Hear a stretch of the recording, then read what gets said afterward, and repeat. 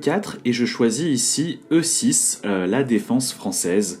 L'idée, c'est de préparer la poussée D5 pour mettre un pion dans le carré magique. Il continue avec D4, logique, il occupe le centre et je joue D5. On a ici la position de base de la française et il choisit, vous voyez, la ligne principale, cavalier C3. Ici, il y a deux coups, il y a fou B4 qui est la française Winauer et vous avez cavalier F6 qui est la variante plus classique Steinitz. Moi j'ai fait le choix de cavalier F6, très logique, je développe une pièce, en priorité celle de l'aile roi pour ensuite mettre le roi en sécurité avec petit roc. Et là aussi, de façon très logique, il choisit l'une des lignes les plus populaires, E5. Il vient avancer le pion pour prendre davantage d'espace dans le carré magique. Et ça force aussi mon cavalier F6 à se déplacer.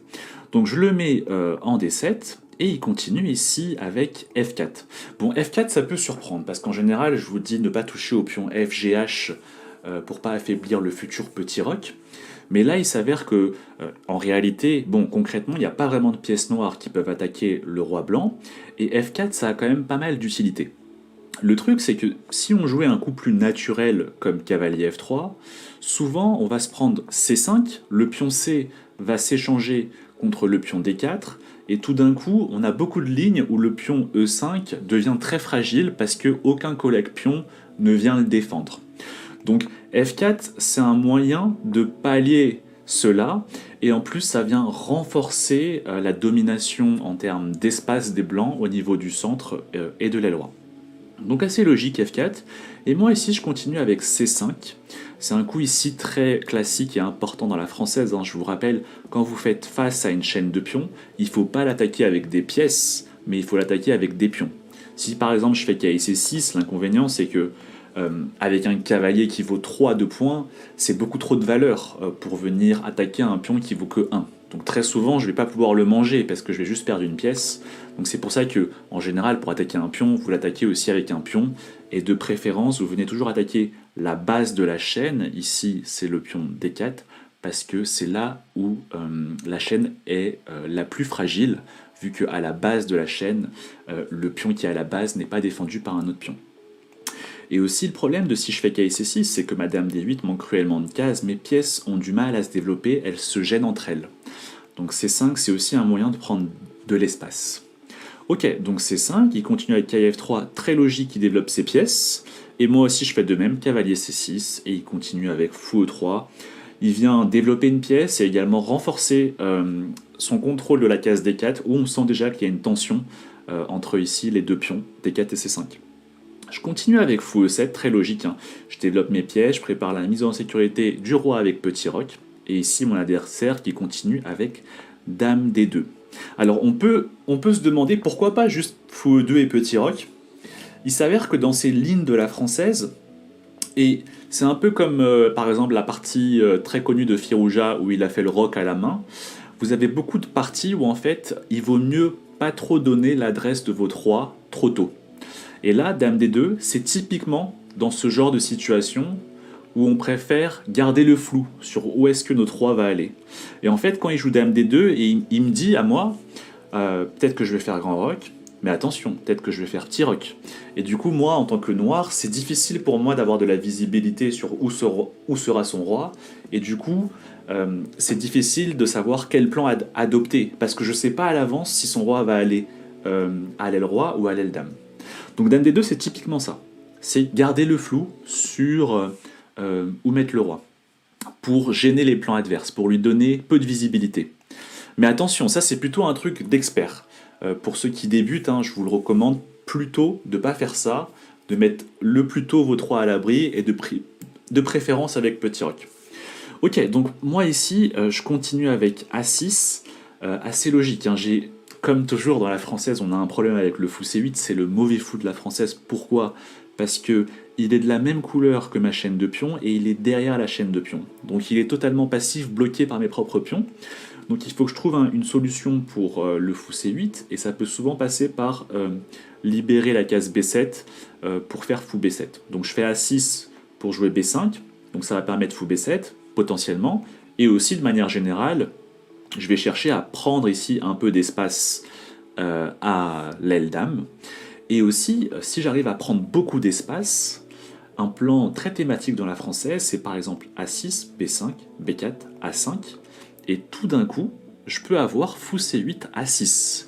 Et tout d'un coup, si j'arrive à ça, mon fou C8, il sera plus du tout mauvais, il sera plutôt pas mal, parce qu'il aura toute la diagonale A6, F1, qui sera ouverte pour lui. Donc A6, très logique, prise d'espace à l'aile dame, et aussi à terme, diagonale pour mon mauvais fou C8.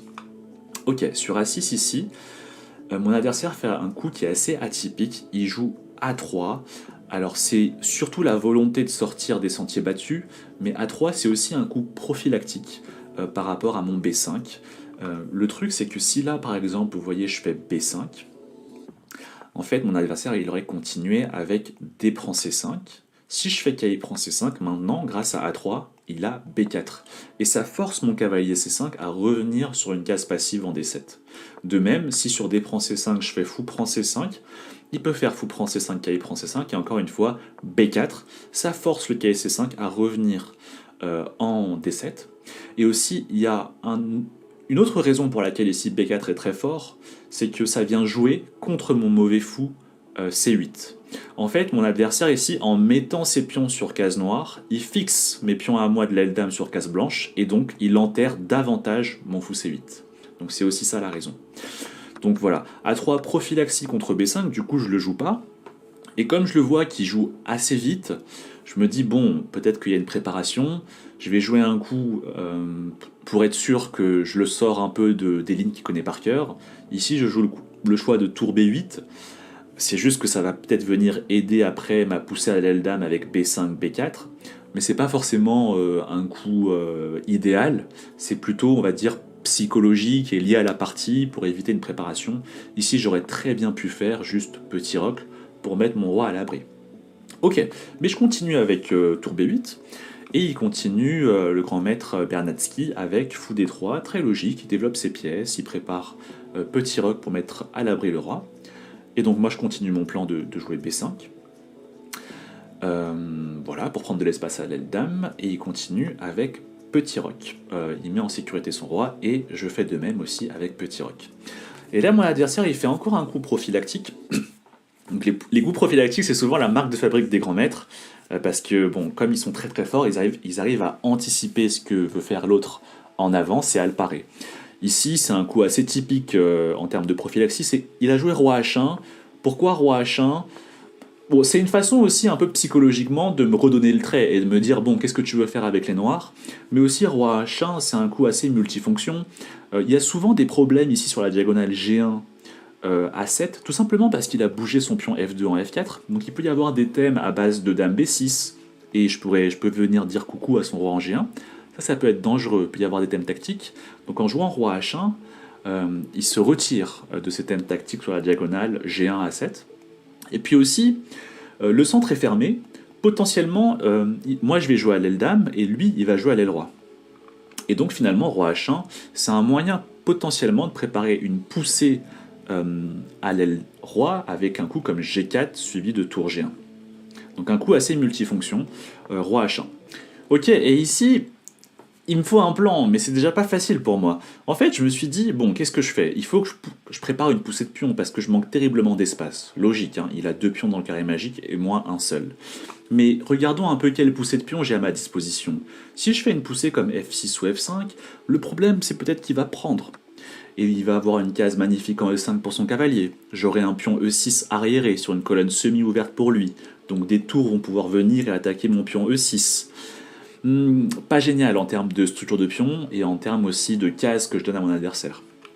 Et après je me dis, bon, bah si je peux pas jouer F6 ou F5, faudrait que je fasse une poussée un peu à l'aile dame. Mais qu'est-ce qui se passe si je fais B4 par exemple ? B4, ce qui m'embêtait, c'est A prend B4. Et si je fais par exemple C prend B4, il peut juste mettre son cavalier en E2, et tout d'un coup, j'ai une très mauvaise structure de pion, parce que vous voyez maintenant j'ai 2 îlots de pions. Un premier îlot à l'aile dame avec A6, B4, et un deuxième îlot avec les pions D5, E6, F7, G7, H7. Plus vous avez d'îlots de pions, moins votre structure de pion elle est bonne, et plus elle est fragilisée, parce que les pions ont du mal à se défendre mutuellement.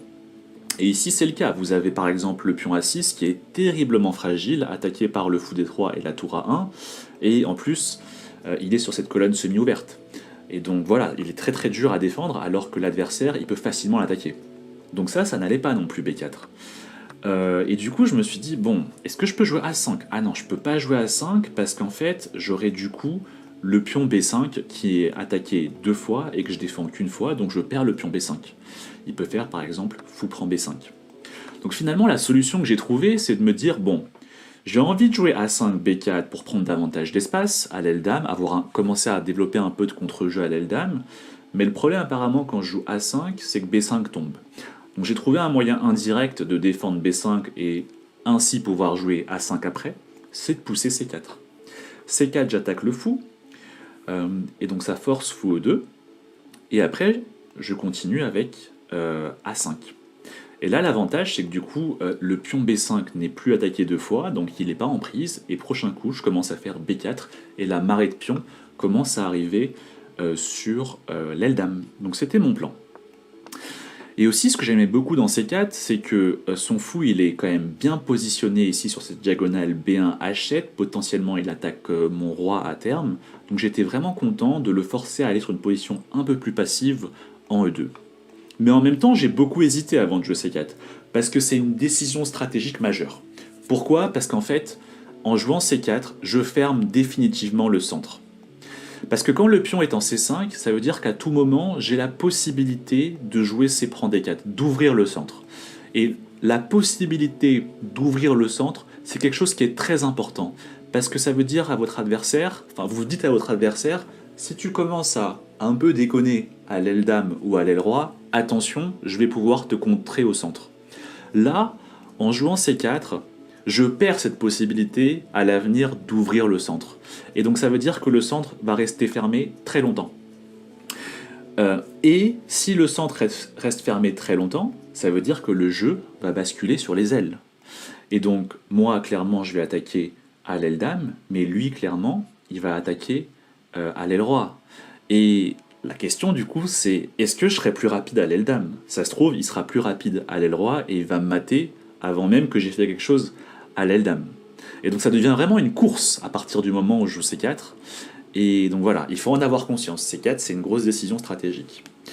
Et ici, Bernatski, il aurait pu tranquillement jouer fou E2, comme vous le voyez ici, c'est le meilleur coup de l'ordinateur, et la position est plus ou moins équilibrée.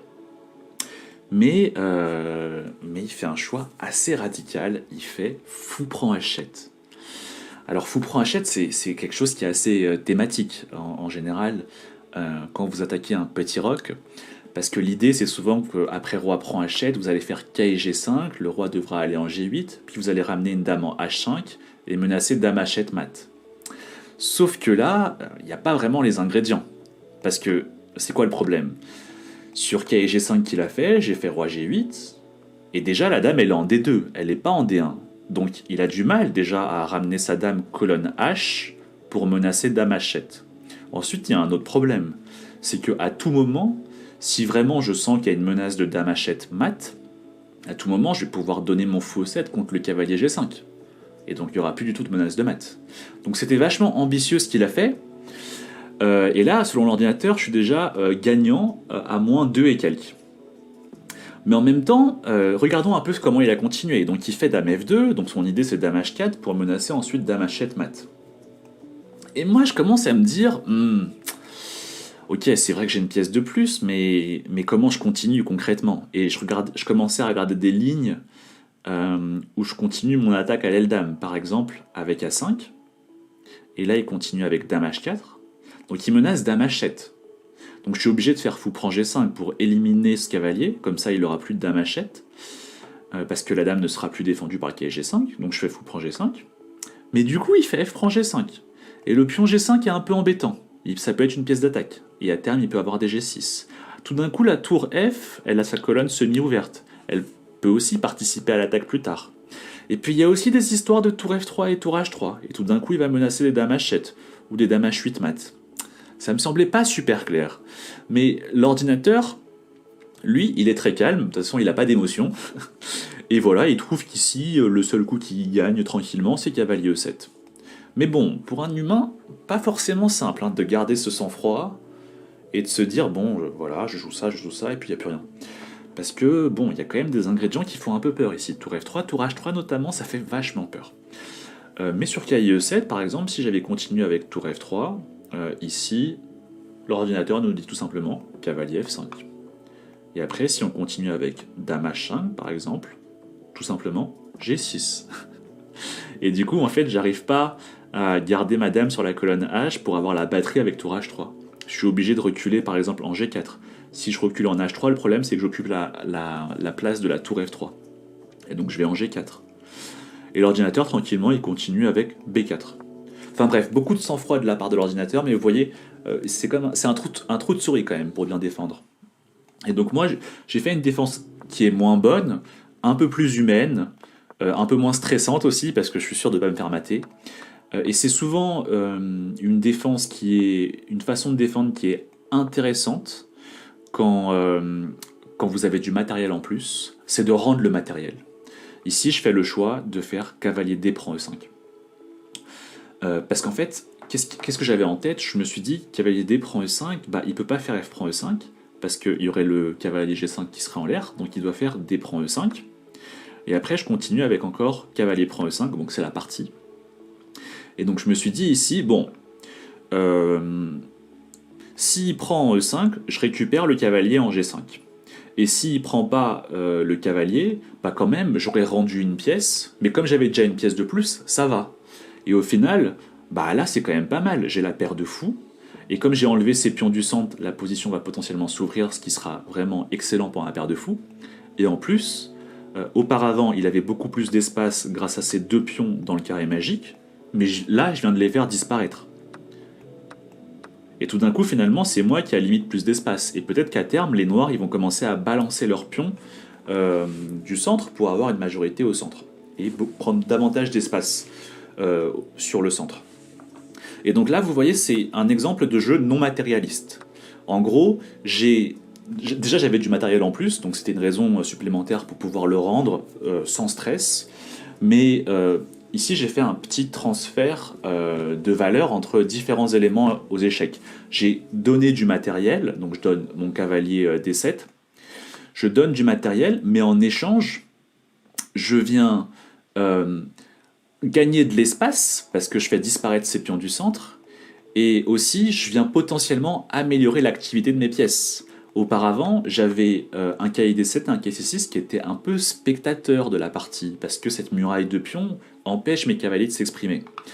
Tout d'un coup, quand je fais disparaître ces pions, mon cavalier E5, il est magnifique. Et potentiellement, après, le fou C8 va aller en B7, et je vais pousser D4, et le fou B7, il aura une magnifique diagonale.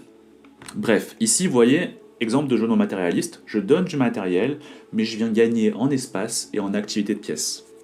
Ok, donc voyant ça, mon adversaire il a fait le choix de récupérer plutôt le cavalier en E5, comme ça lui permet de remettre un pion dans le carré magique, et puis aussi d'ouvrir la colonne F pour sa tour F1, comme ça la tour est beaucoup plus active. Donc du coup, moi je viens récupérer en échange le cavalier en G5, qui du coup n'est plus défendu vu que le pion F4 est parti en E5. Et là, mon adversaire, il a mal joué. Il a joué tour AD1. Mais pour comprendre pourquoi tour AD1 c'est une erreur, il faut s'intéresser ici au déséquilibre cavalier versus fou. Je vais vous montrer ce qui s'est passé dans la partie. Dans la partie, après tour AD1 qu'il a joué, j'ai fait fou prend E3, dame prend E3. Et en fait là, le risque stratégique, c'est que mon adversaire, il arrive à faire cavalier E2, cavalier D4, C3. S'il fait ces trois coups, je peux abandonner. Pourquoi je peux abandonner? Parce que la position est fermée et le cavalier est donc plus fort que le fou. Parce que voilà, les cavaliers sont plus forts dans les positions fermées que les fous, parce qu'ils peuvent sauter entre les lignes, parce que les fous, ils ont besoin de diagonale ouverte pour s'exprimer.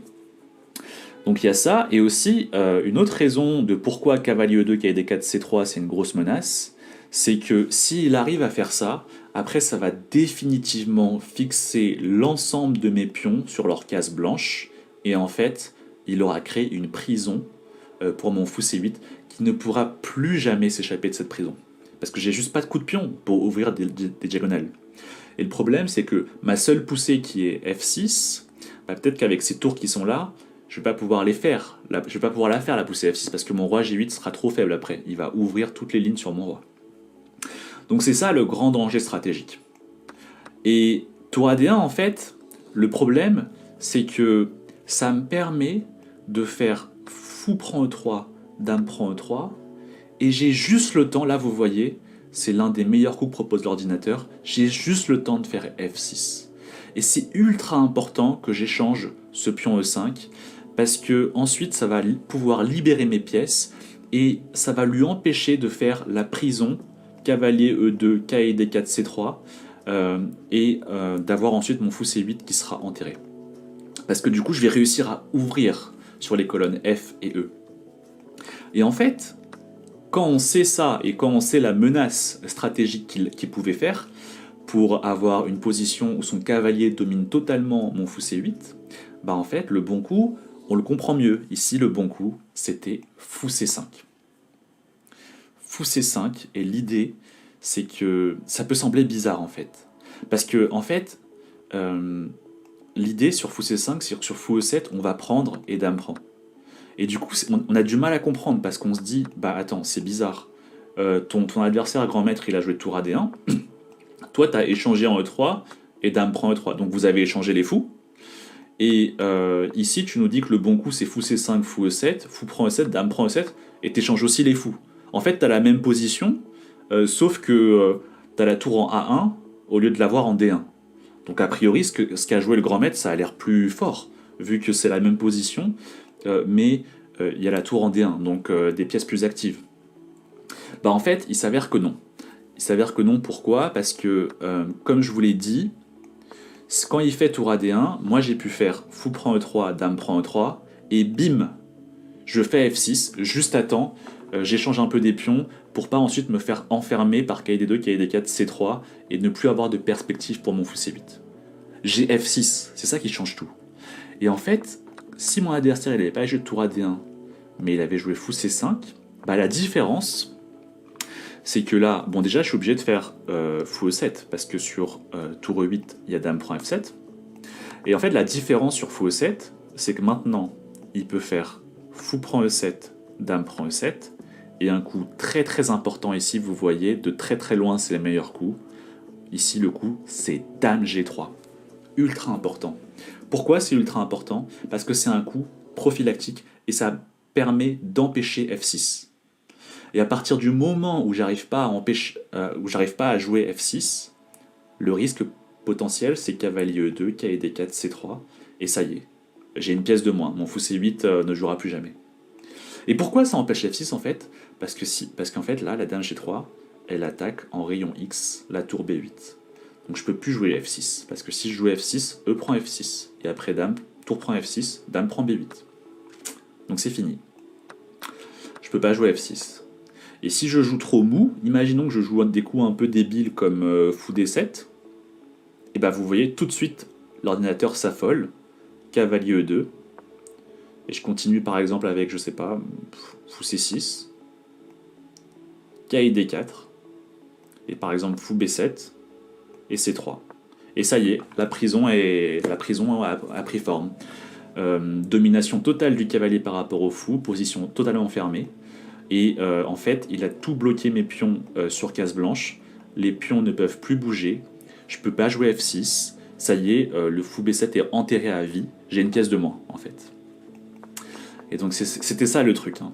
En fait, il fallait qu'il échange les fous ici en E7. Comme ça, après, ça lui donne le temps de faire dame G3 et d'empêcher F6. Alors que comme mon adversaire ici, il a fait tour AD1, qui semble quand même logique, hein, et ben en fait, là, j'ai fou prend E3, dame prend E3, F6, juste à temps. Je me libère avant qu'il me crée la prison. Et du coup, F6, bah, comme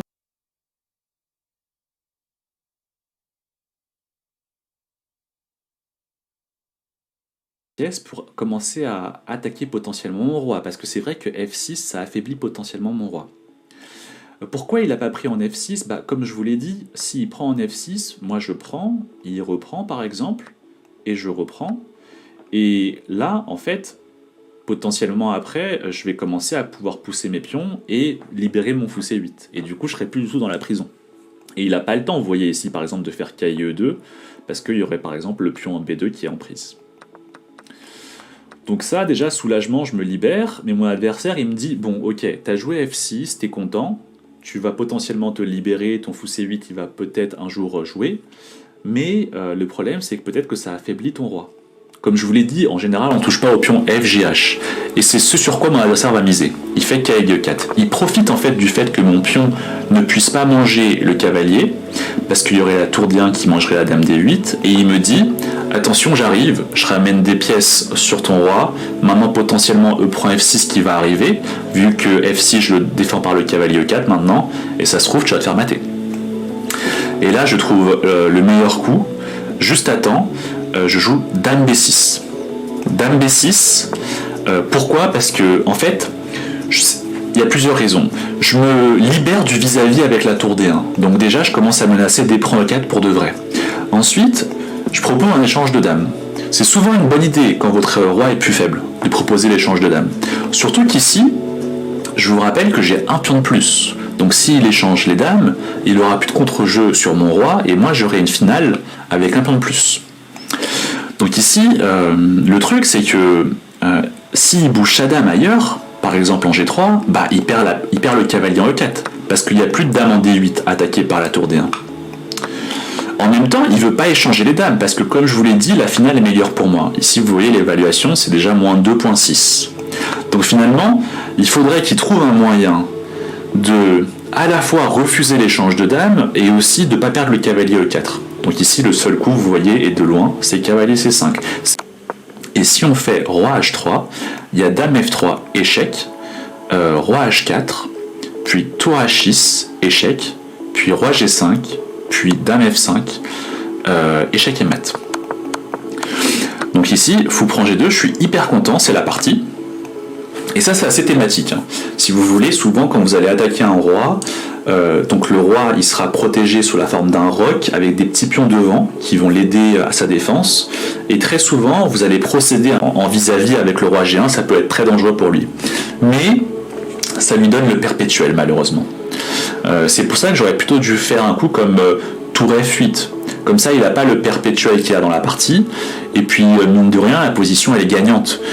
J'ai un pion de plus, son roi est très faible, et mon fou est meilleur que son cavalier parce que la position est ouverte et le jeu a lieu sur les deux ailes. Donc dans ce genre de situation, le fou est toujours meilleur que le cavalier. J'aurais pu faire ça de façon plus, on va dire, professionnelle. Je me suis un peu enflammé avec tour G6. Ici, il a un perpétuel avec dame